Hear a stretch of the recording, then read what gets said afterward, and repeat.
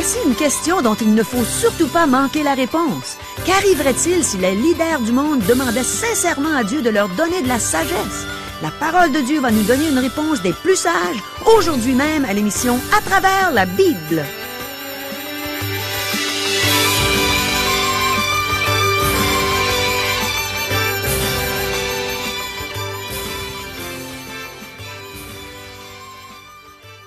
Chers auditeurs, pour en savoir davantage sur le contenu de cette émission, vous pouvez contacter en tout temps Radio Espoir via Internet à www.radioespoir.ca ou par téléphone, sans frais, au 1-877-l'Espoir, 1-877-537-7647. Bonjour, ici Caro. Quelle joie pour moi, mes amis, de pouvoir, avec vous, poser jour après jour des questions aux Saintes Écritures, en sachant que Dieu a une réponse intelligente, une réponse véridique et pleine de sagesse pour chacune d'elles. Voici ce qu'on va lui demander aujourd'hui. Est-il important que nous reconnaissions nos insuffisances et nos défauts? Sommes-nous par nous-mêmes capables de servir Dieu? Qu'est-ce qui nous arriverait si les différents chefs de gouvernement dans le monde demandaient à Dieu de leur donner de la sagesse pour gouverner? Est-ce qu'il nous serait possible d'avoir la paix avec Dieu si Jésus n'avait pas versé son sang? Y aura-t-il un jour de la paix sur la terre comme au temps de Salomon? Y a-t-il un endroit particulier dans la Bible où on peut trouver de bons outils pour apprendre la sagesse? Qu'est-ce qu'on doit faire quand on se rend compte qu'on manque de sagesse? Demeurez avec nous, le pasteur Régent Joly va répondre à nos questions dans quelques instants. Et on sait que ces réponses viennent du grand livre de Dieu, de la Bible, qui a été entièrement inspirée de Dieu. Demandons à Dieu de nous éclairer, de disposer nos cœurs à saisir le sens réel de sa belle parole. Prions. Ô Seigneur Jésus, tu as dit « Je suis la lumière du monde ». C'est toi qui nous éclaires. Ta parole est une lampe à nos pieds, une lumière sur nos sentiers. Éclaire-nous aujourd'hui. Enseigne-nous ta parole et aide-nous à bien voir tout ce que tu désires nous enseigner. On a besoin de toi, Seigneur. Amen. À toi, Régent. Merci, Caro. Chers amis, à la dernière émission, le roi David a donné ses derniers conseils à Salomon avant de mourir. Et le jeune Salomon a affermi son trône en éliminant son rival Adonijah ainsi que ses partisans. Il s'est aussi allié au Pharaon, roi d'Égypte, et il a épousé sa fille. Nous avons vu que pour réussir, il faut marcher dans les voies de l'Éternel. Il ne faut pas convoiter la position d'un serviteur de Dieu, et tôt ou tard, nous devons rendre des comptes pour nos péchés. Satan nous fait tomber au moyen de nos points faibles. Voyez-vous, nous devons tous reconnaître nos insuffisances et nos défauts.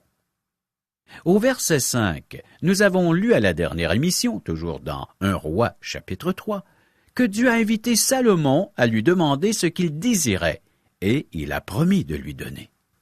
Je pense qu'il reconnaissait que Salomon avait de nombreuses insuffisances et de nombreux défauts. Mais qui est suffisant à la tâche pour l'œuvre de Dieu? Qui est suffisant pour avancer dans sa vie chrétienne? Aucun d'entre nous. Nous sommes incapables de vivre chrétiennement et Dieu ne nous a jamais demandé de le faire. Il nous demande de le laisser vivre à travers nous. Maintenant, il désire faire quelque chose à travers Salomon. Le roi aurait pu demander des richesses et de la puissance. Il a plutôt reconnu son insuffisance et ses défauts.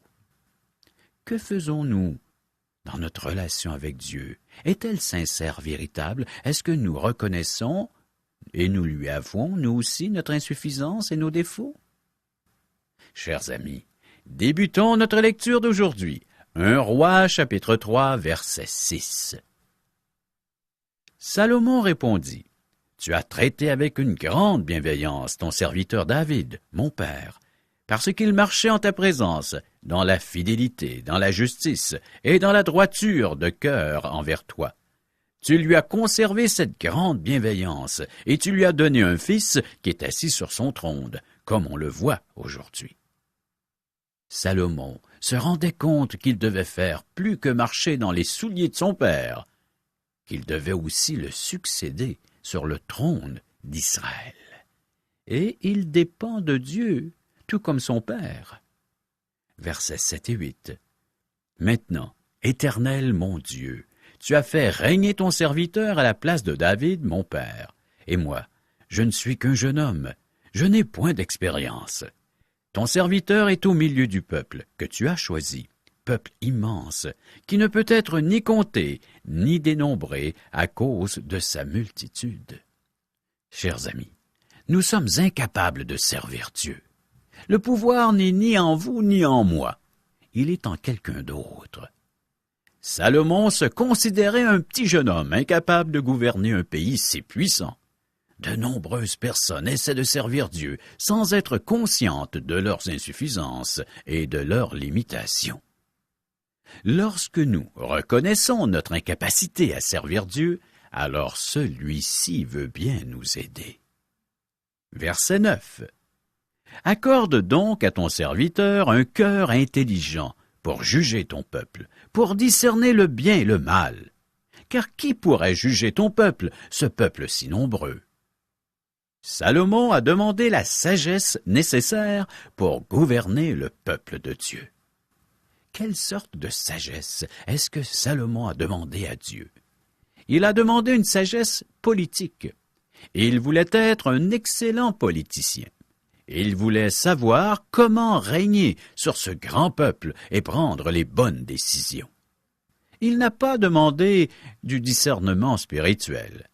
Salomon a écrit le livre des Proverbes et le livre de l'Ecclésiaste, des livres qui nous guident dans ce monde.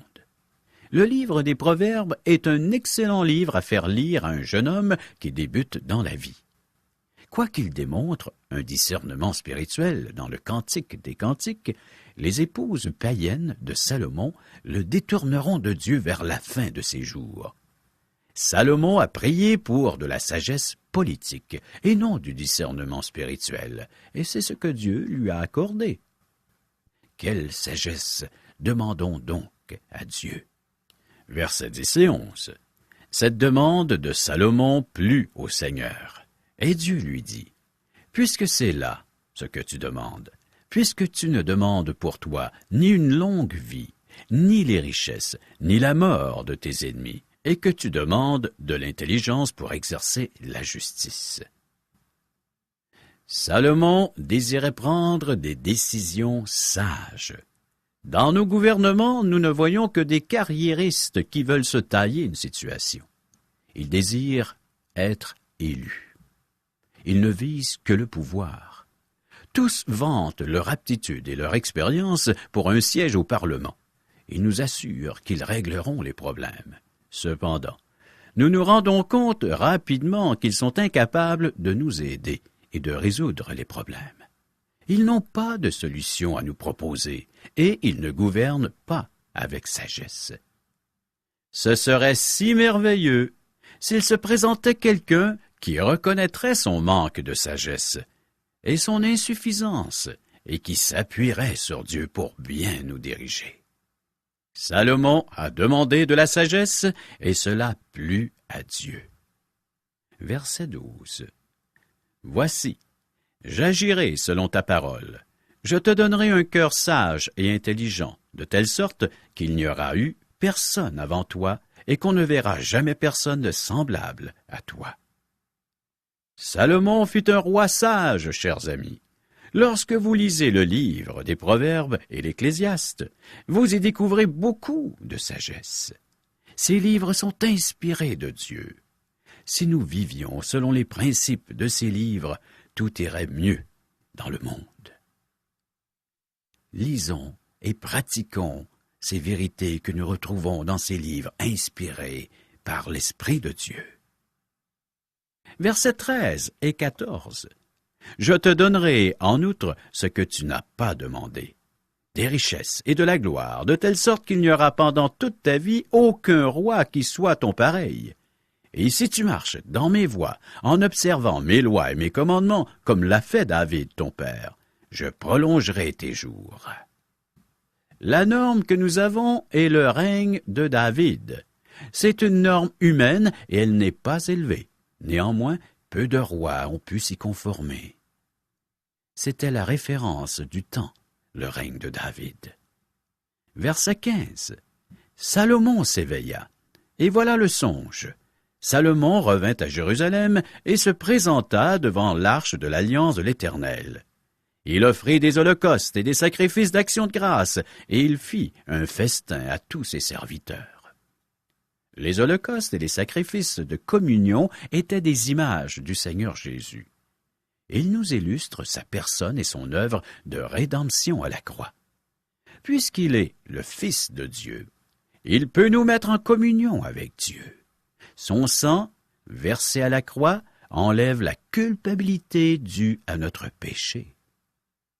Est-ce que tu as demandé à Dieu qu'il vienne opérer son œuvre parfaite et grandiose, d'effacer tes péchés? Dans le reste de ce chapitre, nous voyons un exemple de la sagesse de Salomon. 2 prostituées vivent ensemble et elles ont un enfant chaque.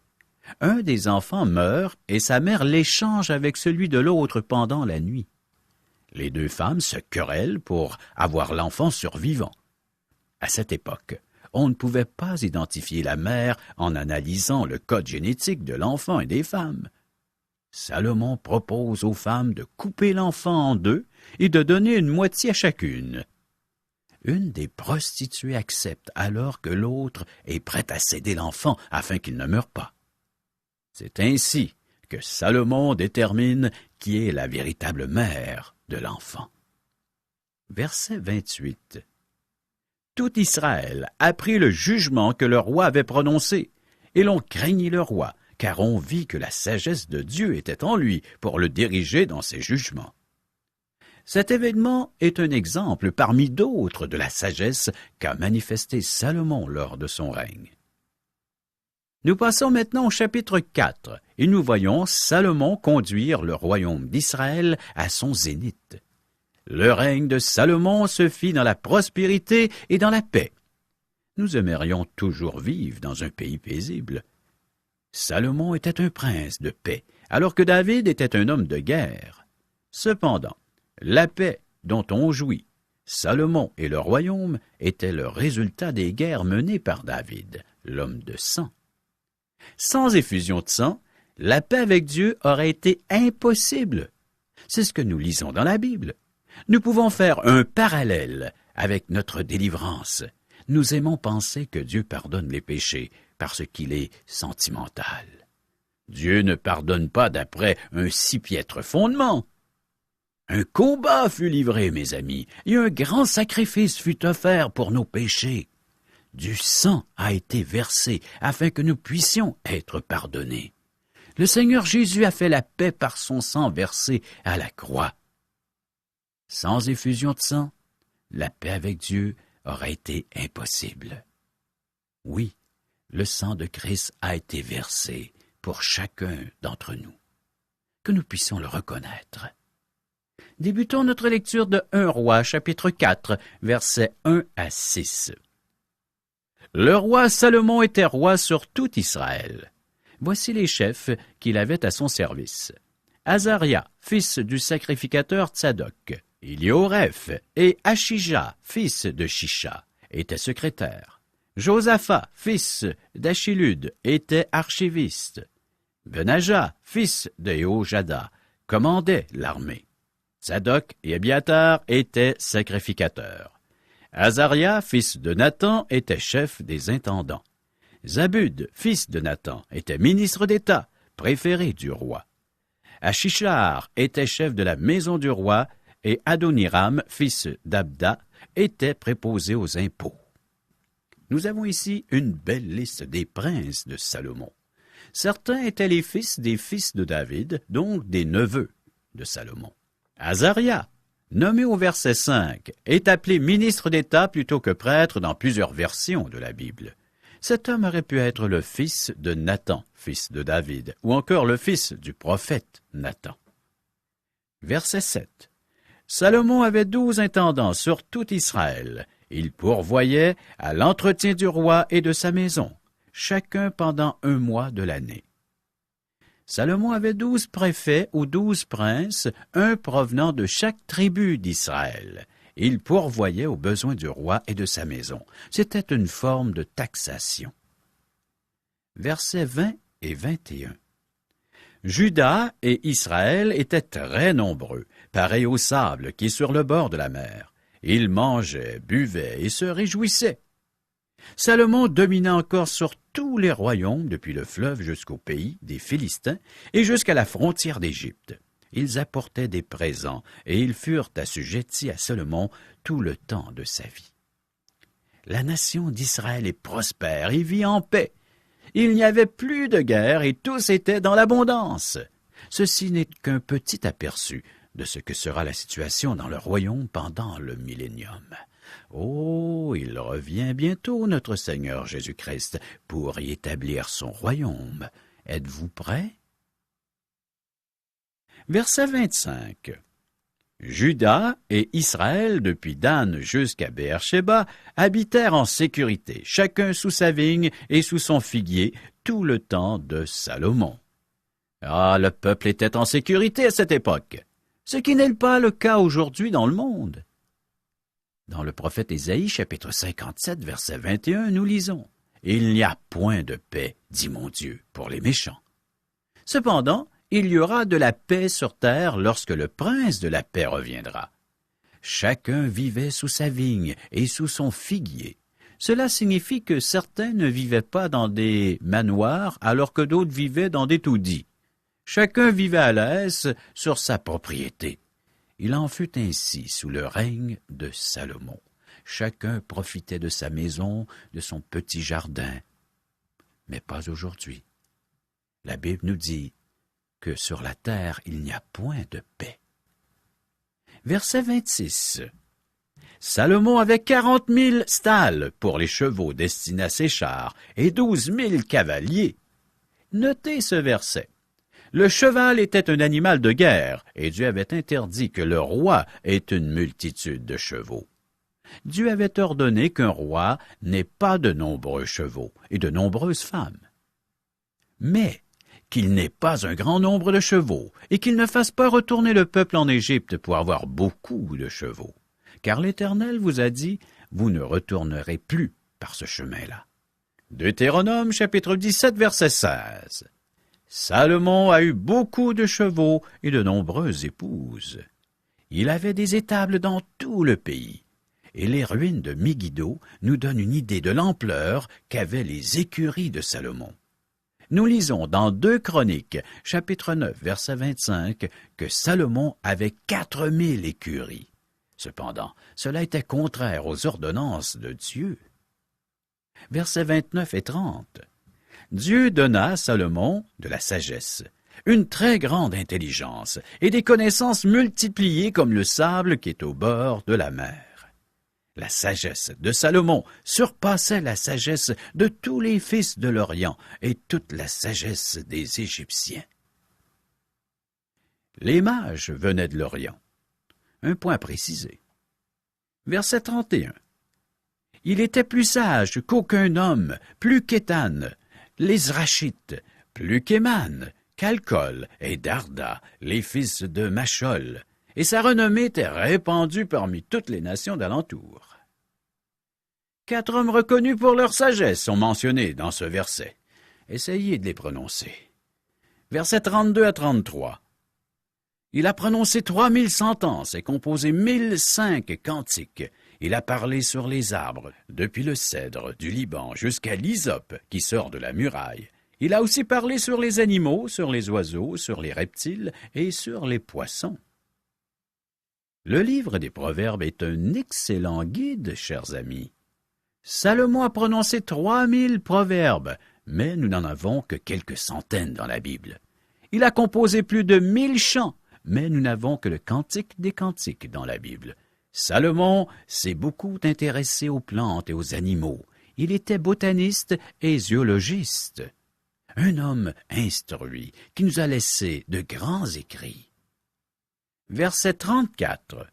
Il venait des gens de tous les peuples pour entendre la sagesse de Salomon de la part de tous les rois de la terre qui avaient entendu parler de sa sagesse. La sagesse de Salomon lui a attiré une renommée internationale. De nombreuses personnes sont venues entendre Salomon. Le livre des Proverbes nous donne un échantillon de sa sagesse. Ces proverbes sont un excellent outil pour guider une jeune personne qui débute dans la vie. Nous y trouvons des conseils pour nous guider dans la vie et dans les affaires. La parole de Dieu est très pratique et elle se penche sur notre quotidien. Une personne ne devient pas chrétienne en ne vivant que selon les proverbes de Salomon, mais ils sont un excellent guide. Dieu est disposé à nous donner la sagesse. Si quelqu'un d'entre vous manque de sagesse, qu'il la demande à Dieu, qui donne à tous libéralement et sans faire de reproches, et elle lui sera donnée. Jacques, chapitre 1er, verset 5, l'épître de Jacques. Dieu vous a-t-il appelé à une tâche ou à un ministère? Êtes-vous conscient du fait que vous n'êtes pas à la hauteur sans la grâce de Dieu? Vous n'avez qu'à demander la sagesse à Dieu. Il vous donnera le discernement spirituel pour le servir, ainsi que les principes bibliques dont vous avez besoin. Dieu avait donné de la sagesse à Bethsaléel et à Oholiab pour la construction du tabernacle dans le désert. Bethsaléel et Oholiab et tous les hommes habiles en qui l'Éternel avait mis de la sagesse et de l'intelligence pour savoir exécuter tout livrage pour le culte du lieu saint, se mirent au travail selon tout ce que l'Éternel avait ordonné. Exode, chapitre 36, verset 1er. Notez que Dieu donne libéralement. Il n'hésitera pas à répondre à nos besoins et ses ressources sont inépuisables.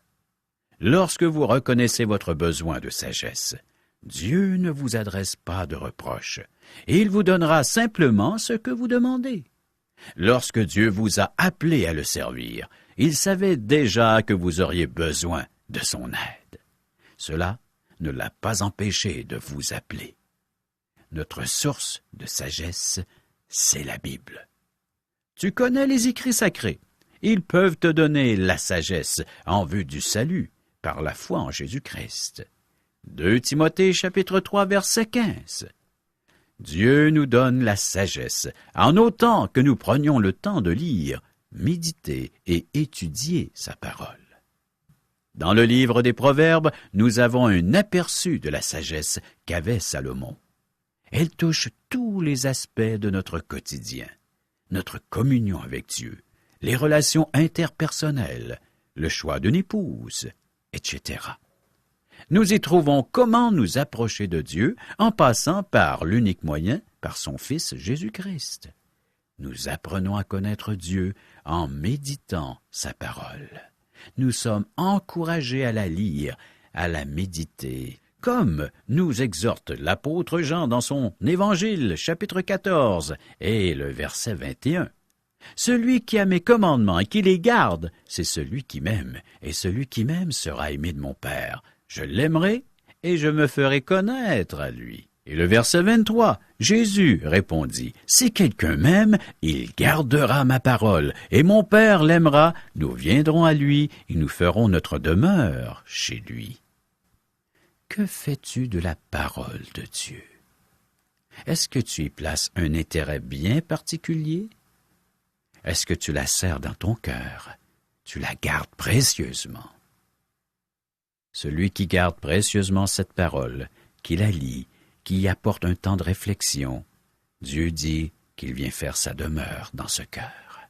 Il est prêt à habiter en toi, conditionnellement, si tu as un intérêt pour son enseignement, pour ses préceptes, pour sa sagesse. Ils te donneront la vie. Chers amis, préparons-nous pour la prochaine émission en lisant 1 Roi, chapitre 5, jusqu'à chapitre 6, verset 38. Merci, Régent. Je trouve ça intéressant et même un peu cocasse que le sujet principal aujourd'hui, c'est la sagesse. parce que il y a quelques heures seulement, avant même de savoir ce que Régent nous enseignerait, j'étais dans mon auto et je constatais qu'il me manquait de la sagesse dans un domaine particulier de ma vie. Et j'ai demandé à Dieu de m'en donner. Et voilà que Régent nous cite ce que Jacques a dit au premier chapitre de son épître au verset 5. Je ne sais pas si vous vous en rappelez, mais ça va comme ceci. Si quelqu'un d'entre vous manque de sagesse, qu'il la demande à Dieu, qui donne à tous libéralement et sans faire de reproches, et elle lui sera donnée. Mes amis, vous arrive-t-il de constater que vous manquez de sagesse, soit dans votre travail, ou dans vos relations avec vos proches, ou avec vos collègues, ou dans d'autres domaines de votre vie? Je trouve qu'on se casse souvent la tête pour rien. Du moins, c'est mon cas à moi. Je n'allume pas toujours tout de suite quand je fais face à un problème, et c'est pourtant tellement simple. On n'a qu'à demander à Dieu et il nous exauce si on ne doute pas. J'aimerais vous lire les versets qui suivent, celui que je vous ai lu il y a quelques instants. On a vu qu'il fallait demander à Dieu de nous donner de la sagesse. Et des versets 6 à 8, il ajoute ceci. Mais qu'il la demande avec foi, sans douter. Car celui qui doute est semblable au flot de la mer, agité par le vent et poussé de côté et d'autre, qu'un tel homme ne s'imagine pas qu'il recevra quelque chose du Seigneur. C'est un homme irrésolu, inconstant dans toutes ses voies. Mon ami, sais-tu où débute la sagesse? Dans le livre des Proverbes, au premier chapitre, verset 7, Salomon nous dit que la crainte de l'Éternel est le commencement de la sagesse. Il nous dit aussi que les insensés méprisent la sagesse et l'instruction. Mais nous, on n'est pas des insensés, puisqu'on ouvre déjà la Bible quotidiennement pour recevoir les instructions de Dieu. Mon ami, as-tu la crainte de Dieu? Je ne te demande pas si tu as peur de lui, mais est-ce que tu crains de l'offenser? Après tout, il est ton Créateur. Il mérite que tu aies une crainte respectueuse envers lui, n'est-ce pas? Est-ce que ton Créateur est aussi ton Sauveur? Y a-t-il un moment dans ta vie où il t'a convaincu que tu étais un pécheur perdu? Est-ce que tu t'es repenti ce jour-là? As-tu reconnu que tu ne pouvais pas te sauver toi-même par tes bonnes œuvres ou par ta souffrance? As-tu appris que Jésus-Christ avait souffert, qu'il était mort sur une croix pour payer la dette de ton péché? Réalises-tu que c'est pour toi personnellement que Jésus s'est livré lui-même aux mains des pécheurs et qu'il est devenu l'unique sacrifice que son Père a accepté pour le pardon de tes péchés? Si tu ne l'as pas encore fait, il est encore temps, en ce moment, de reconnaître, de recevoir Jésus comme sauveur et maître de ta vie. Accepte Jésus comme ton sauveur, qu'il devienne ton maître à jamais. Caro, nous invitons les auditeurs à assister à un merveilleux déjeuner de l'espoir. Pourrais-tu nous expliquer qu'est-ce qu'un déjeuner de l'espoir? C'est justement comme ce que tu viens de dire, Régent, c'est merveilleux.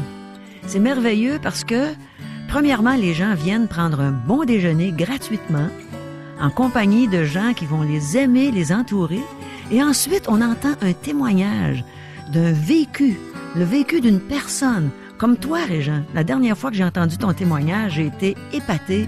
J'ai trouvé ça extraordinaire de t'entendre raconter ce que Dieu avait fait dans ta vie, comment il t'avait transformé, et en même temps, ton sens de l'humour là, qui a transpercé les cœurs et qui a fait rire les gens, qui a fait du bien aux gens. Alors c'est ça, un merveilleux déjeuner de l'espoir. Ça vaut la peine de venir entendre ces témoignages.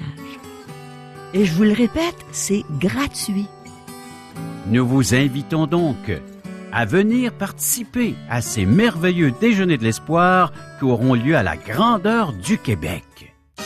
Comment faire pour savoir où auront lieu ces déjeuners? Vous pouvez nous rejoindre par téléphone 1-877-L'Espoir, 1-877-537-7647 ou via courriel à www.radioespoir.ca ou à notre adresse postale. Radio Espoir, casier postal 34 Charlebourg, province de Québec, le G1G 6P2. Au revoir. Bye bye.